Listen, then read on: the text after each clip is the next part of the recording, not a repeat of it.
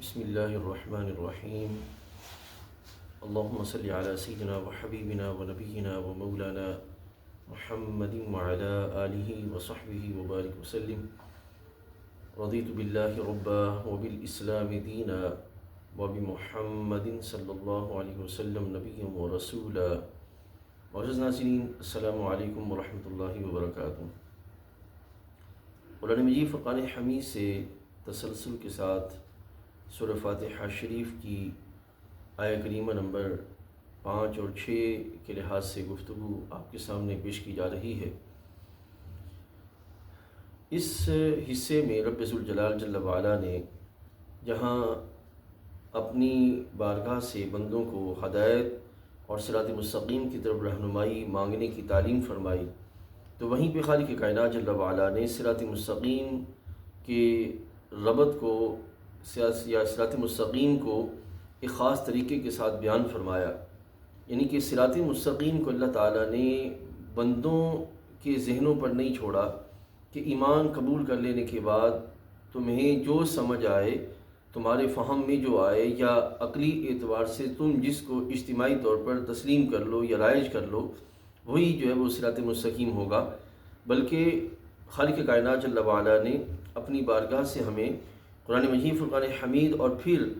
جو انعمت علیہم میں جو افراد موجود ہیں ان میں سر فہرست انبیاء کرام علیہ السلام، اور انبیاء کرام میں ہمارے آقا حضرت سیدنا و مولانا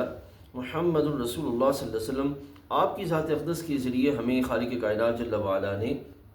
ایک ایسی شخصیت، ایسی ذات اقدس عطا فرمائی کہ جو اللہ تعالیٰ جل وعلا کے بیان کردہ کلام کے مراد کو اور اس کے معنی مفہوم کو صحیح طور پر جاننے والی اور وہ صورت ہم تک پہنچانے والی ہیں جو رب تعالیٰ جل وعلا جو جس میں رب تعالیٰ کی رضا ہے اور جو رب تعالیٰ جل وعلا کی بارگاہ میں پسندیدہ ہے۔ تو اس واسطے خالق کائنات جل وعلا نے جو فرمایا نا، اہدنا الصراط المستقیم، کہ ہمیں سیدھے رستے پر چلا، تو صراط الذین انعمت علیہم، رستہ ان کا جن پر تو نے انعام فرمایا، تو یہ قرآن مجید ہے اور پھر نبی کریم علیہ الصلوۃ والسلام کے فرامین ہیں۔ یہاں یہ بات بھی واضح رہے کہ بحمد اللہ تعالیٰ اس میں ایک اور پہلو بھی موجود ہے جس کو تسلسل کہا جاتا ہے، کہ تواتر کا پہلو جو ہے وہ جس کو کہا جاتا ہے کہ یہ اس امت کی جو عمر ہے اس وقت 1400 ہجری اعتبار سے 1447واں سال اپنے اختتام کی طرف ہے اور 48واں سال جو ہے وہ شروع ہونے کو ہے۔ تو یہ امت جو ہے قرآن مجید فرقان حمید کے وہ معنی اور مفہوم اور اس کی وہ تعبیر جو رسول کریم علیہ الصلوۃ والسلام نے امت کو عطا فرمائی، آج 1448واں سال شروع ہونے کو ہے، 47واں سال اختتام کی طرف ہے، تو اس میں بیان کردہ وہ تعبیر اور تصویر تسلسل کے ساتھ امت کے اندر موجود ہے، چلی آ رہی ہے۔ تو یہ نہیں کہ آج کے دور میں اٹھ کے کوئی کہے کہ میں اس کی نئی تعبیر کرتا ہوں یا نئی اس کی جو ہے وہ مرادی معنی اس کا جو وہ نیا پیش کرتا ہوں۔ اگر وہ مرادی معنی اور مفہوم کسی بھی طرح جو ہے وہ پہلے بیان کردہ مفہوم سے ٹکراتا ہوگا تو معزز ناظرین اس کو رد کر دیا جائے گا، اس کو قبول نہیں کیا جائے گا۔ تو یہاں پہ یہ بیان کیا جا رہا ہے اہدنا الصراط المستقیم صراط الذین انعمت علیہم،